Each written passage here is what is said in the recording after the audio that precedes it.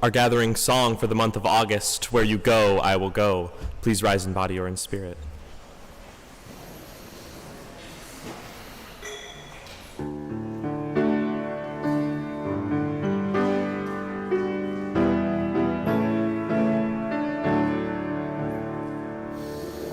Where you go, I will go, beloved.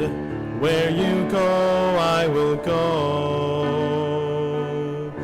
Where you lie, I will lie, beloved. Where you lie, I will lie. And your people are my people. Your people are mine.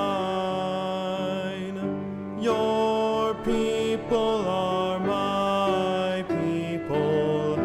You're divine, my divine. Where you go, I will go, beloved. Where you go, I will go. Where you lie, I will lie, beloved. Where you lie, I will lie. And your people are my people. Your people are mine. Your people are my people. You're divine, my divine.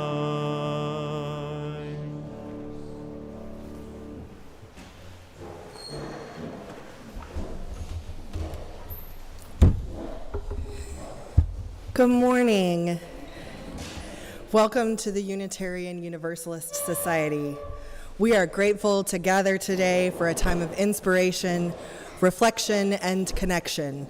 Whether you join us today with joy in your heart, weighted with burdens, or searching for meaningful connections, we are glad that you are here. My name is Kezia Walker Cecil, and my pronouns are she and they. I am a tall white woman with red hair and a bun, and I'm currently wearing a black t-shirt, a green skirt, and some very fabulous dinosaur earrings. I am standing in the UUS pulpit in the front of our sanctuary. This room and the adjoining commons are filling with people of all ages. Through the window walls of our sanctuary, we connect with the natural world around us, where it is finally not raining, but a very hot and muggy August day.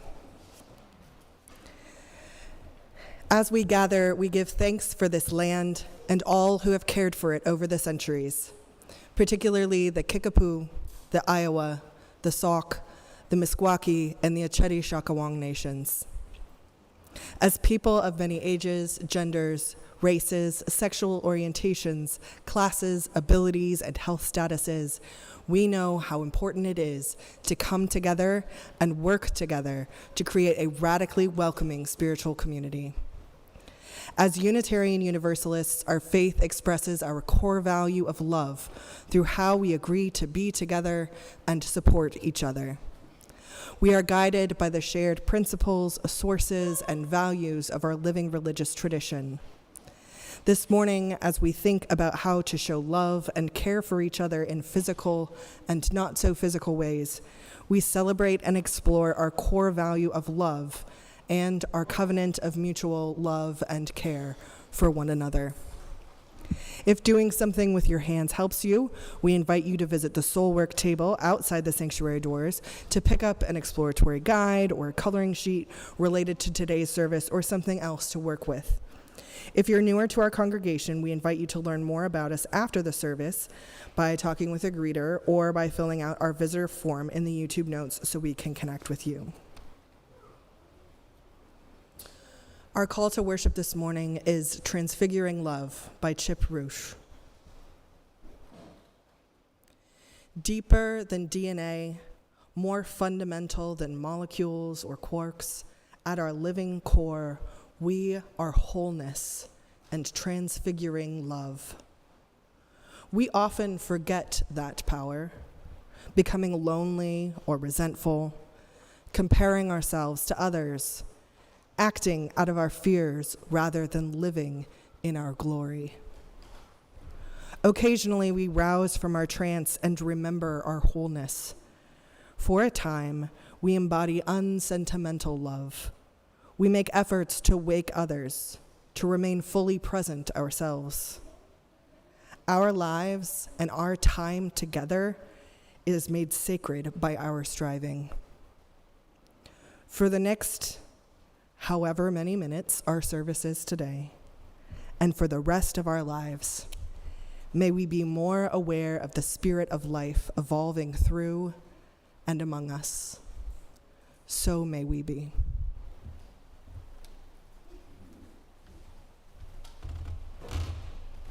Our opening hymn for this morning is number 101, Abide With Me. Please rise in body or in spirit.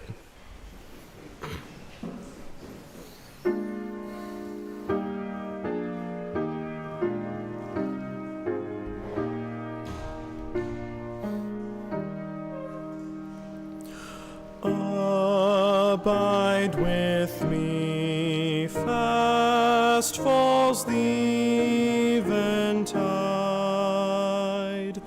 The darkness deepens, still with me abide.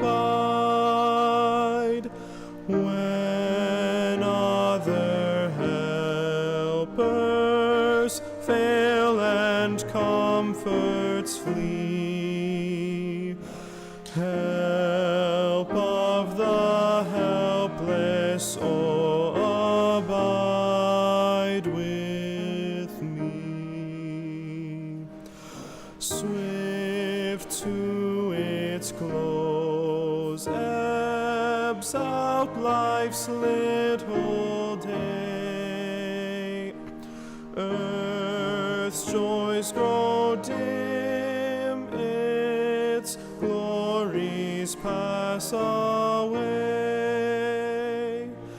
Change and decay in all around I see. O thou who changes not, abide with me. I fear no foe, with thee at hand to bless. Ills have no weight and tears no bitterness. Where is death's sting? Where, grave, thy victory? I triumph still if thou abide with me.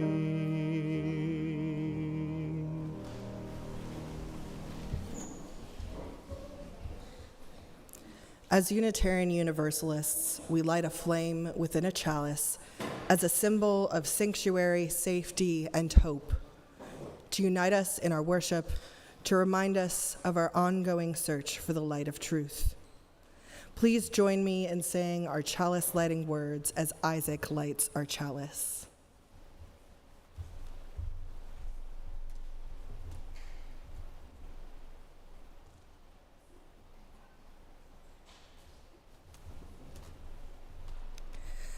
Life is a gift for which we are grateful. We gather in community to celebrate the wonder and mystery of this great gift.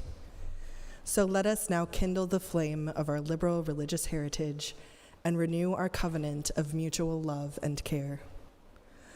Love is our doctrine, the quest for truth is our sacrament, and service is our prayer. To dwell together in peace, to seek knowledge in freedom, and to serve those in need. This we promise, this we covenant with life and one another. We also light a candle for justice and healing as a reminder of our interdependence with Earth and with all members of the global community, especially the most vulnerable. We light this candle so that we may not be numbed to injustice and trauma, but rather find strength, courage, and love as we work in solidarity with others for liberation, justice, and healing. Together, we can create resilience and hope.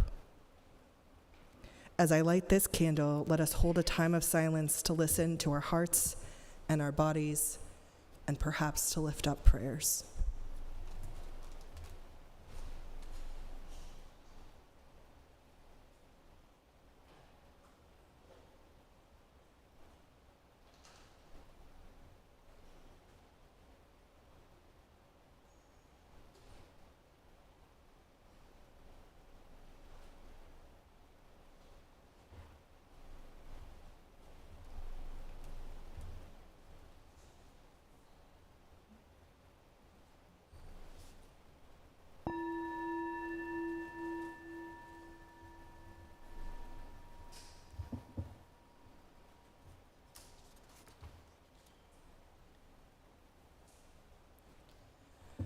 So the next section of our service was the time for all ages.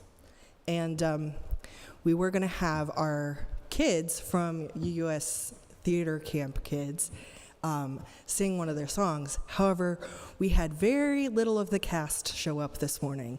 So instead, I'm going to shift from my role as a worship associate and shift into my role as camp director and share with you some dino facts. Because I've been doing this with the kids all week, and I will be doing it all week this coming week as well. Which is the dino earrings. This is my friend, a Triceratops. I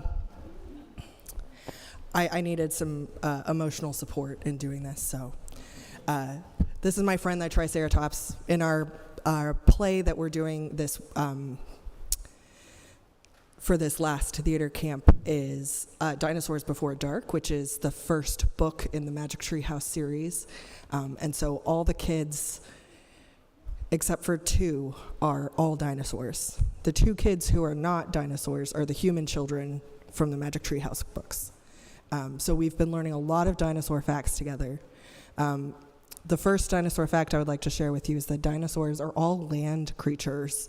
That's part of the designation. So any flying creature or sea creature is not actually a dinosaur. It is just a lizard that lives at the same time and flies or swims. And my other two, I'm going to share with you two of my favorite dino facts that I've found for the kids over the course of this week. One is that my arm is exactly the same dimensions as the arm of a T-Rex, of a full-grown T-Rex. I have compared with Sue at the Field Museum, and I know this to be true.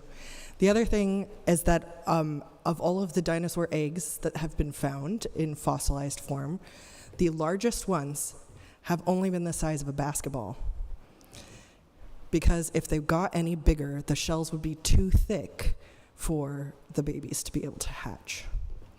And the kids were like, really? Even the T-Rex had that small of an egg? Yes.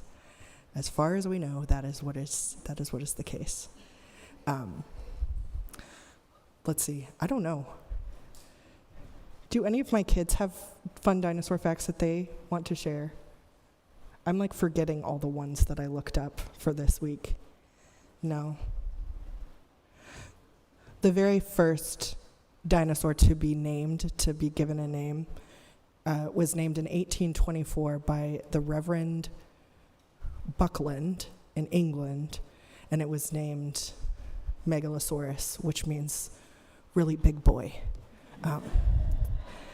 Well, it means giant lizard, but really big boy is about as accurate as we can get. All right, if I could have our chalice, or is it Nuria that's doing the, yes, our lantern, okay.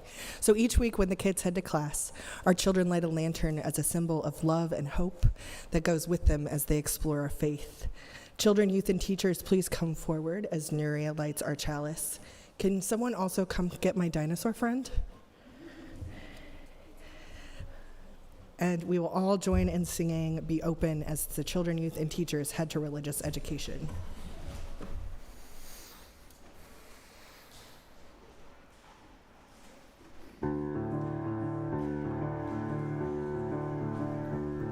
Be open for something wonderful to happen. Be open to the possibility. Be open for something wonderful to happen. Be open to the possibility. Aye, aye, aye, aye, aye.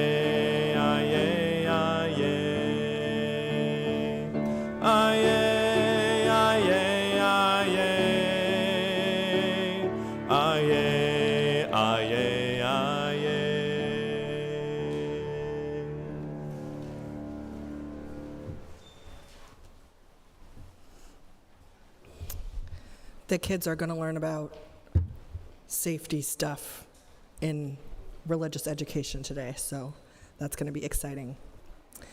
Our congregation is made up of many people and of many communities.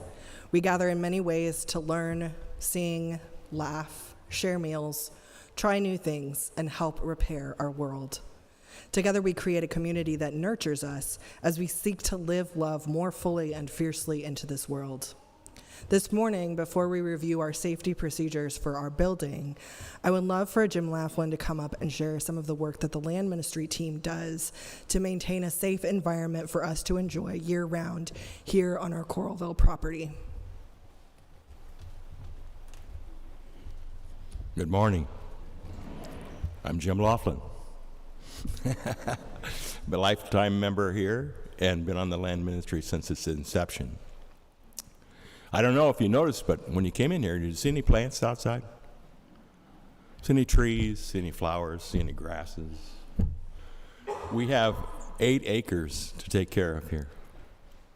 8 acres of woodland trails, grassy fields, ferns, hosta, prairie dropseed grasses out front.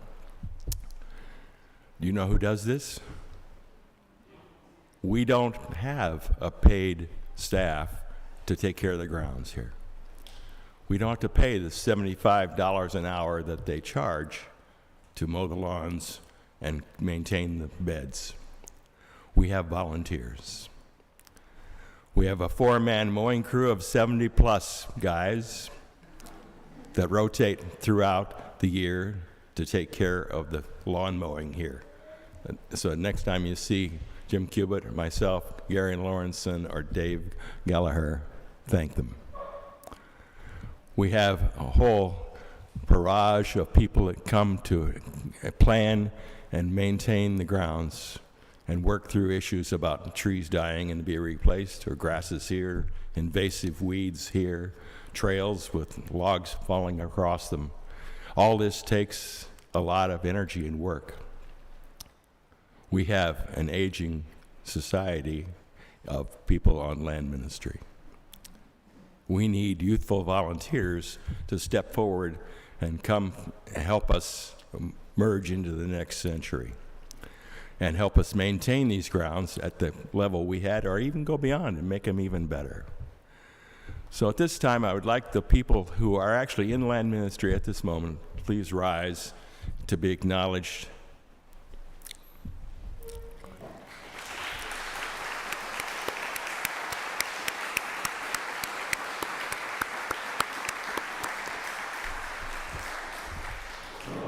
Okay, enjoy the grounds, trails down through here, the labyrinth out front, the wildflower gardens. Even under the solar panels, there's stuff to see. So thank you for being supportive and helping us on a day-to-day basis. We will have work days coming up when we're going to need volunteers to help us with specific projects, usually on a Saturday morning for 3 hours, 9 to 12. If you can come and help us, we'd really appreciate it. Thanks again.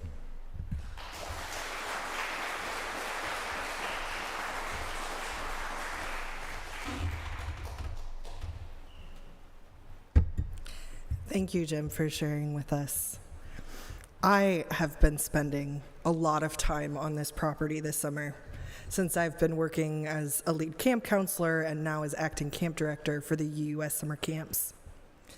In this role, I have by necessity become much more aware of the different features of our building and our grounds. For example, not only can I tell you where all of the first aid kits are in this building, I also can tell you which first aid kit has the easiest to open Band-Aids. In Peace Camp, the camp leaders and counselors establish a covenant where we come up with guidelines for how we agree to be together during the week of Peace Camp. And this year, that covenant was very involved. I had one kid who wanted to say, like, okay, you can't kick someone else without their permission. You can't bite someone else without their permission. Like, going through the whole list of things, I was like, how about you don't touch other people unless they give you permission? Okay. But for every other camp, I have 3 simple rules for the kids. Be kind, be safe, have fun. I didn't come up with these rules. I shamelessly stole them from my older sisters because these are the rules that they use during Cousins Camp, which is what they affectionately call the weekends when they get together with all of their kids several times a year. The beauty of these 3 rules is that they can apply to a myriad of situations.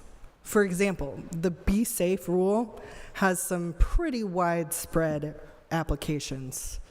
It can be things like don't touch poison ivy, or it can be things like walking feet only in the fellowship hall, because those concrete floors are not forgiving if you fall down. Being safe is only one kid climbing the climbing tree, or finding a different activity when the boulders are wet. Being safe can also mean not sharing food at lunch or snack time, and washing our hands between eating and playing with toys to protect our friends with big food allergies. So in the spirit of camp, I'm going to share with you some ways that us grown-ups can stay safe in this building whenever we gather here together. On the screen is going to be a lovely map of our building. I know you probably won't be able to see all of the details, but that's okay. I'll kind of walk you through it. I'm going to be your flight crew, showing you where the emergency exits are, and different features like that. So first, let's talk about the emergency exits. There is, of course, the doors that you came in. There's also the exit door on the other side of the entryway here. There's an exit door in the fellowship hall, and there is also an exit out through the RE wing. There's one out the back of the kitchen, and there's one out of the back of the office wing as well. When our fire alarm goes off later in this service, we're going to request that you take the front door exits, that everyone take the front door exits out into the parking lot, and you're going to continue towards the labyrinth and the solar panels, so you're going to go beyond the parking lot to the next set over, because that's where you would go during an actual emergency. Our fellowship tie this Sunday is not going to be in the fellowship hall. Even though we love our fellowship hall, we're not going to be there. We are going to hang out for popsicles on the other side of the parking lot instead of our typical coffee hour.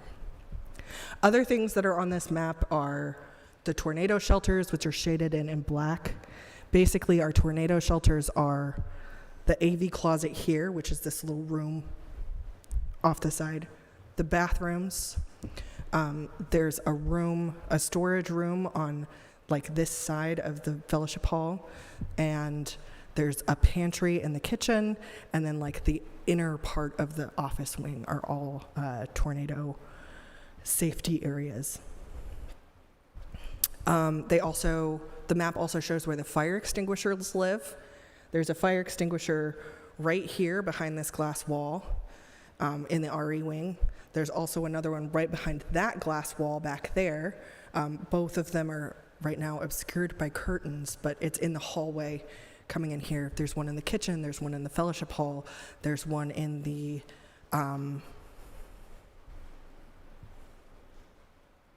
in the office area, and then there's also another one that is like right as you come in the front doors, that's right below the AED device as well. The map also shows where the first aid kits are. There's a first aid kit in the kitchen. There's a first aid kit in the office. There's a first aid kit in the conference room. There's a first aid kit in the like cupboards that's by the seating area as you come in the building. There's one in the RE Commons.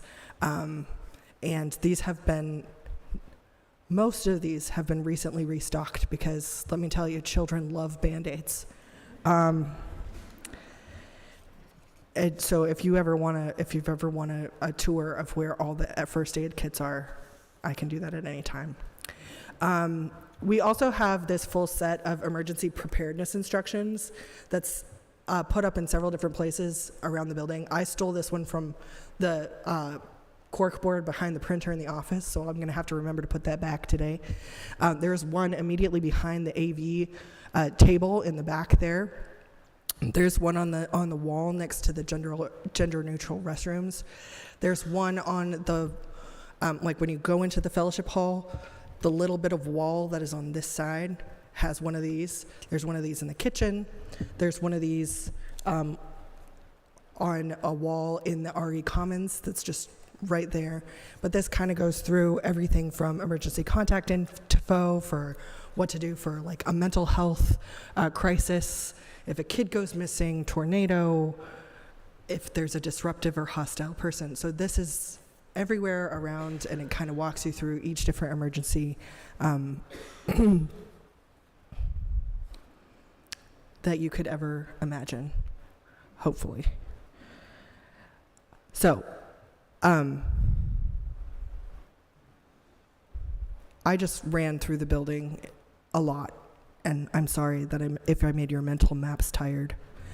But this was the regularly scheduled safety reminder for the year of where things are and how things work. But if you ever have questions of, wait, so where's the fire extinguisher? Or you said there was a first aid kit. You can always ask any of our staff. You can ask Ruth. You can ask me. If anyone who has spent a significant amount of time in this building generally knows where those things are. So as I mentioned before, we're going to be doing a fire drill in the service later. So the fire alarms in the building are going to go off, and we're all going to exit the building calmly through the front doors and meet up for popsicles near the solar panels. But before we get there, I'm going to switch just a little bit to think about other aspects of safety besides fire drills and tornado shelters and all that kind of stuff. And talk about a different kind of safety that we strive to have in this building and in this congregation. Our goal for this building is for it to be a space so that anyone who comes here can feel a sense of safety and belonging. One of the teams that works hard to make that feeling of safety and belonging happen is our pastoral care team. But a feeling of community, comfort, and safety only comes about when we all take ownership to make that happen, in big and in small ways. So Virginia Milroy is going to come now and share some ways that all of us can work together to create a space of safety and comfort mentally, emotionally, and spiritually for our community.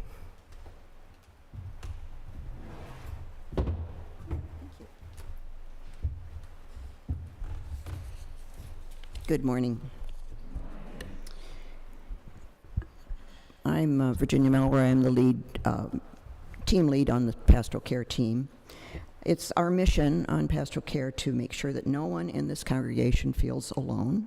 If you have a serious illness or other concern that you would like to share with us.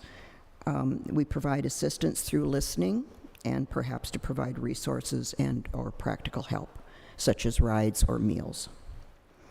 Our work is sometimes a kind of a two-way street. You reach out to us through our email address or by attending one of our Compassion Connection circles. These happen on the second and fourth Sundays immediately after our Sunday service in the RE area. And we may reach out to you if someone tells us about a need that you have. So we now have new brochures, and I forgot to bring one up with me, but if you would like a brochure about what we do, please ask me, and I can give you one. I'd like to recognize the members of our team, and if you're here, I would like you to stand up. Liz Swanson, Hillary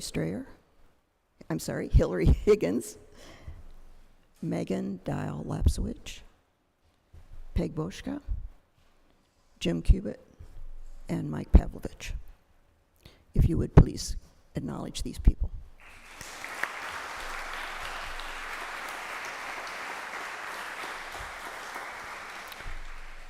In the past, we have worked through our minister, and even though this has always been the case to some degree, during this time, when we have no professional minister, it is really the responsibility of all of us to take care of each other.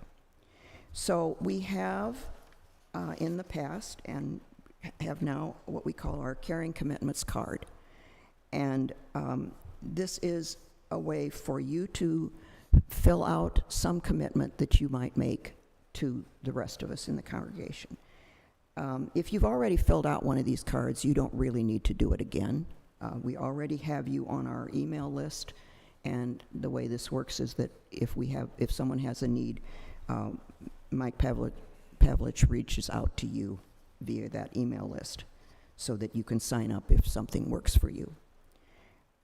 If you haven't filled this out before, or if you would like to make some changes to your commitments, we invite you to do so now, and the ushers have copies. If you would raise your hand if you would like to fill out the card, and if you want to fill it out now, we can have you can drop it in the collection basket. You will notice they're a little bit out of date. I apologize for that, but I will we'll be making changes to those soon. Thank you very much.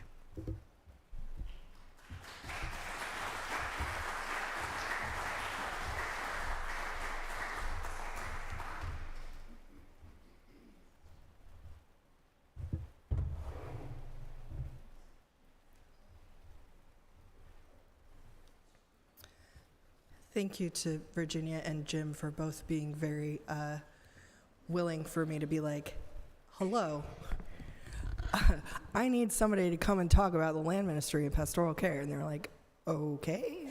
And they came and did it. One of the things that I've learned about my 3 camp rules is that there's a lot of overlap between the first 2. Being kind and being safe often result in similar actions.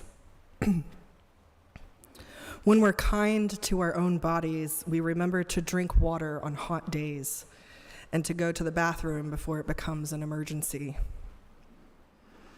When we clean up our trash after snack time, we're being safe and kind by making sure the space is clean for others and reducing tripping hazards. This summer, I watched one child carefully talking another one through how to safely climb the climbing tree. They're not allowed to help each other. If you can't do it by yourself, then you can't do it. But one kid was talking the other kid, okay, you hold this and you pull up and, oh, you almost have it. Keep going. And it was such a wonderful moment of seeing both kindness and safety playing out at the same time, because the kid was being so kind and encouraging and sharing their knowledge, but also being safe by like maintaining a safe distance so they didn't get fallen on if the other kid happened to not make it up the tree. At the end of camp that day, I saw a little camper dragging her adult to the climbing tree to show off her brand new skill. I've seen kids look out for each other by grabbing a water bottle left behind, or by encouraging another camper through the audition process at theater camp. I've seen campers pulling down a branch of a mulberry tree so that everybody can have a taste. These experiences have gotten me thinking about how I am being kind and being safe to the people in my life outside of camps? What are the things I can be doing that can nurture a safer, more welcoming environment for all of us? What are ways that I can lean into being kind? I don't have a neatly drawn map for this with clearly labeled emergency exits and first aid kits. But I do believe that I can do better, that we can do better individually and collectively in showing kindness and creating a safe space, both literally and metaphorically, within our congregation and in our community. So, I encourage you this week to take a moment about how you can be kind, be safe, and have fun. And I'd love to hear the ideas that you come up with.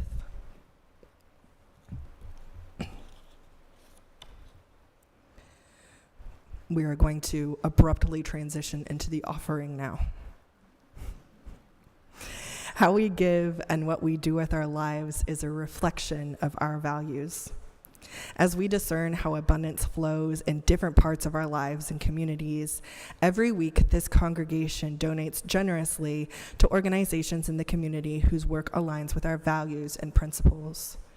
Cash and non-pledge offerings are shared between community partner agencies and UUS, with 75% going to support our partners. Our community partner agency this month is Escucha Mi Voz, and today we have David Goodner here, who is one of the co-founders, to tell us a little bit more about the organization and what they do in our community.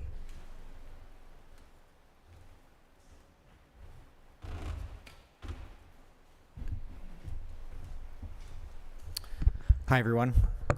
Thank you, Kezia, Sally, who's not here, Susan, everyone from your congregation for inviting us to come speak today and for all your support of Escucha Mi Voz.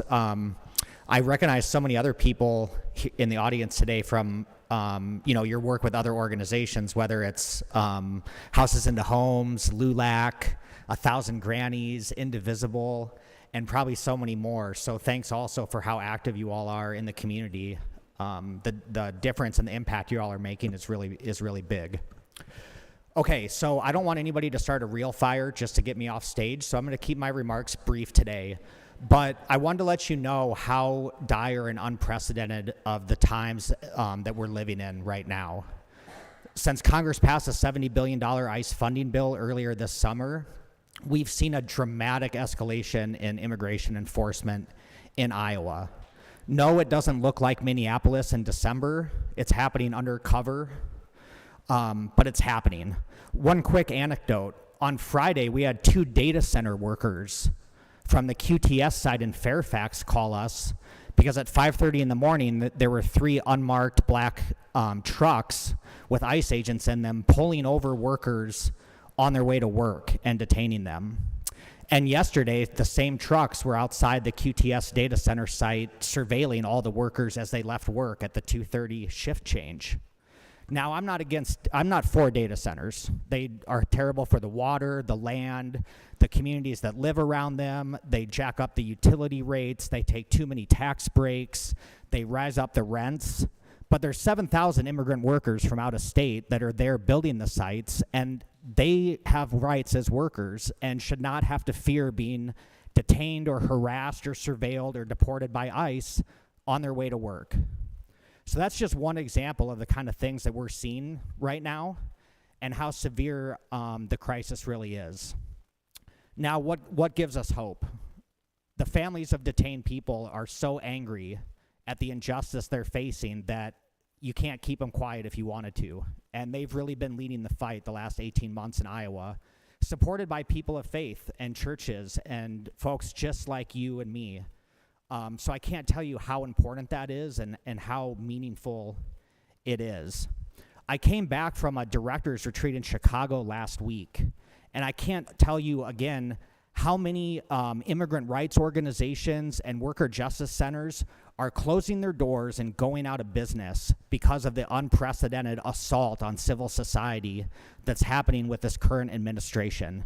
Whether it's cutting funding, weaponizing programs, threatening, bullying, cajoling, doing everything they can to shut us down and make our voices not heard, a lot of places around the country, like Escúchame Voz, are in a crisis of their own.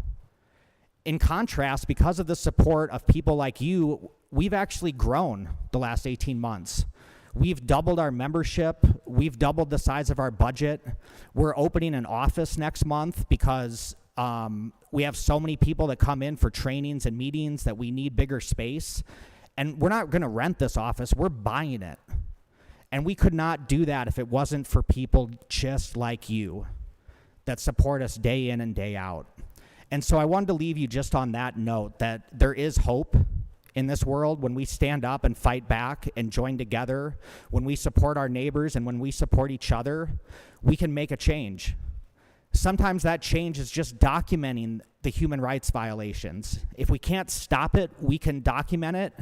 And then when we get a change in Congress next year, then maybe we can do something about it. We can have some hearings, we can hold people accountable, and it's gonna take that long, slow, patient work until we change this country back to the way we all want it to be. And maybe never it was like that before, but God willing, it's gonna be like that someday. So thank you all so much. God bless you, the spirit of love bless you. I can't tell you how much we appreciate you and how important you are. Thank you.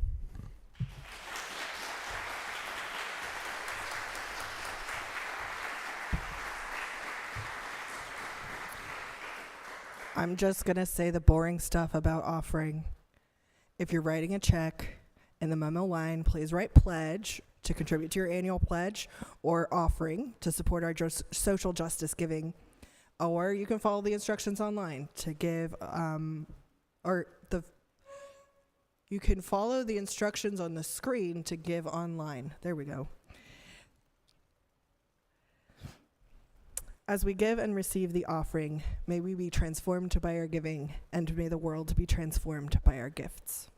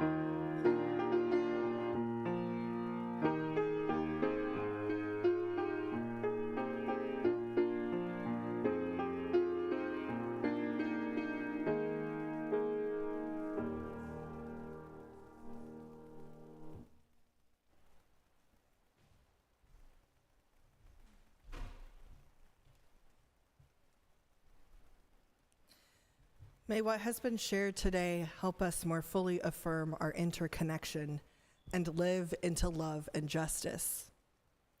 When the fire alarm goes off, which it will very soon, we will all calmly exit and convene on the far side of the parking lot, where our hospitality team will be handing out popsicles. We're not going to be having a traditional coffee hour this Sunday, so feel free to get into your car and go home after you have enjoyed your popsicle. As a brief reminder, next Sunday is our in-gathering service, and we will be having our blessing of the backpacks during that service. So if you or your kid would like a backpack or briefcase blessed for this coming school year, please bring those with you next Sunday.